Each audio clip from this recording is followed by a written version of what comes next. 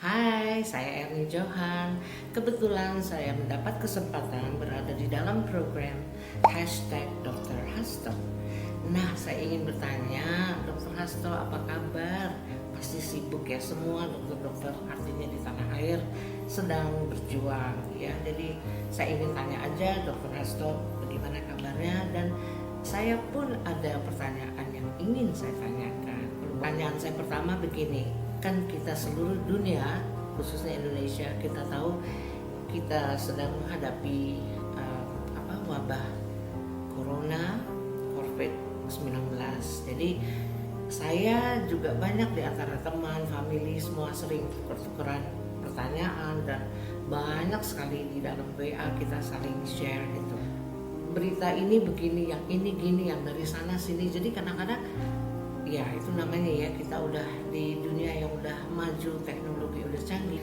Jadi kadang-kadang it makes everybody confused gitu, mana yang benar gitu. Ada yang bilang oh ini minum ini itu ini segala macam gitu. Jadi aku ingin tahu nih gimana dok, dari pandangan dokter yang simple aja yang kita bisa terangin ke orang-orang gitu.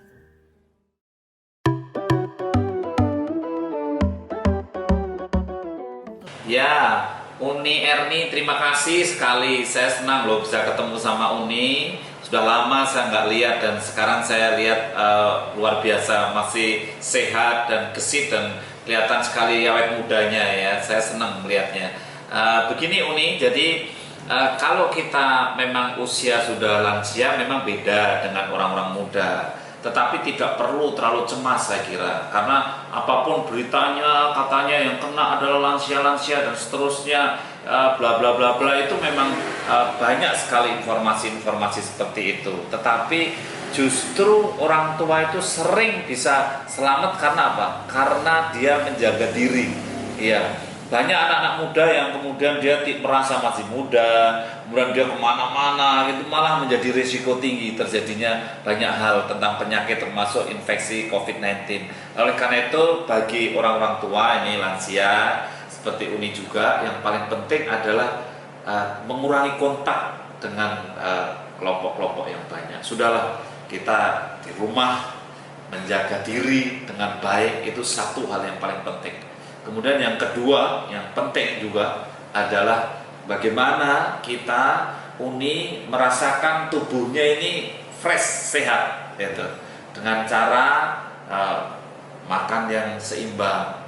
Kemudian juga sesuai dengan kemampuan Uni, masih bisa jalan-jalan atau olahraga ringan, bisa berkeringat itu.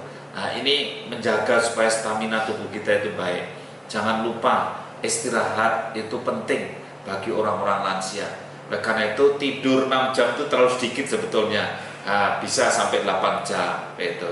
Sehari itu ada 24 jam loh, sehingga manfaatkan sepertiganya untuk istirahat dan untuk tidur yang baik, yang cukup maksudnya. Nah, ini mulai dari mencegah tidak kontak sosial, physical distancing, kemudian juga social distancing, kemudian juga menjaga istirahatnya, kemudian juga menjaga makanannya. Ya, ingat orang tua memang kadang-kadang penyerapan tubuhnya itu untuk menyerap vitamin sudah sering tidak semudah orang muda. Makan vitamin ditelani itu kalau orang tua kadang-kadang penyerapan ususnya belum tentu sukses gitu. Maka ada juga orang tua yang kalau agak drop kemudian ke dokter, ada juga dokter yang memberikan nutrisi lewat infus kalau memang diperlukan itu. Vitamin, ada dokter yang memberikan suntikan vitamin C, itu juga tidak salah, juga bagus juga, karena orang tua itu sudah penyerapannya agak terganggu, sehingga kalau dimasukkan tidak lewat saluran pencernaan akan lebih kena. Ini banyak yang ke dokter untuk kemudian menjaga diri dengan vitamin-vitamin.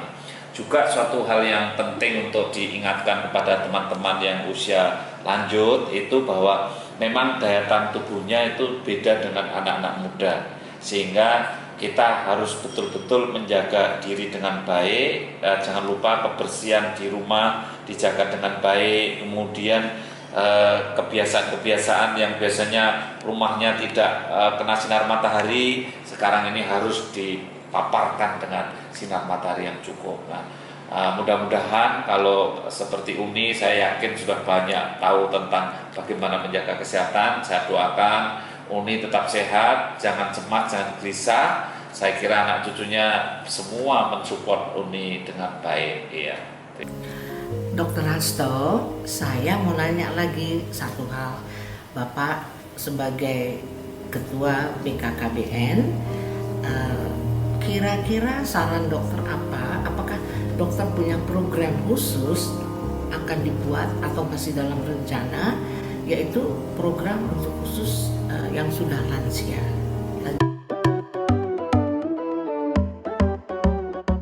Iya, Uni kita punya program BKKBN. Saya selaku Kepala BKKBN dengan teman-teman tentu seluruh jajaran melakukan beberapa program, dan kita punya direktur yang khusus untuk lansia dan rentan. Ya, programnya itu adalah lansia tangguh. Jadi kita memang memberikan pendampingan kepada keluarga-keluarga yang punya lansia. Jadi BKKBN punya program-program seperti itu. Bagaimana bina keluarga, itu ada pembinaan keluarga yang lansia, sehingga kita bimbing, kita lakukan konseling. Kemudian juga bagi lansia yang masih bisa produktif, maka BKKBN juga melatih supaya dia itu produktif. Itu sebetulnya Uni kita ini kalau jadi lansia itu produktif itu bukan berarti saya harus kerja sebagai lansia, tetapi kalau saya punya tabungan, kemudian saya ada anak-anak muda, ada cucu-cucu, ada keluarga, tabungan itu kita biar mereka bisnis kecil-kecilan, ini juga produktif. Maka BKKBN juga punya program itu, bagaimana membina lansia agar dia punya kegiatan yang akhirnya produktif, sehingga ekonomi keluarga bisa berjalan dengan baik. Sehingga harapannya dengan semakin banyak lansia di Indonesia, keluarganya juga akan semakin sejahtera. Lansia tidak harus menjadi beban keluarga, tapi justru menjadi modal juga bagi keluarga untuk membangun ekonomi yang mandiri. Terima kasih Uni, dan mudah-mudahan Uni juga menyemangati yang muda-muda untuk bisa hidup mandiri, berusaha, dan sejahtera.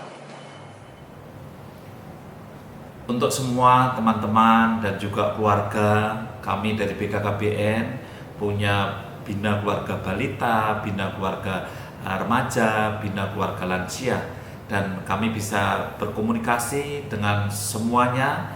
Jangan lupa boleh bertanya melalui hashtag Tanya Dr. Hasto BKKBN. Terima kasih.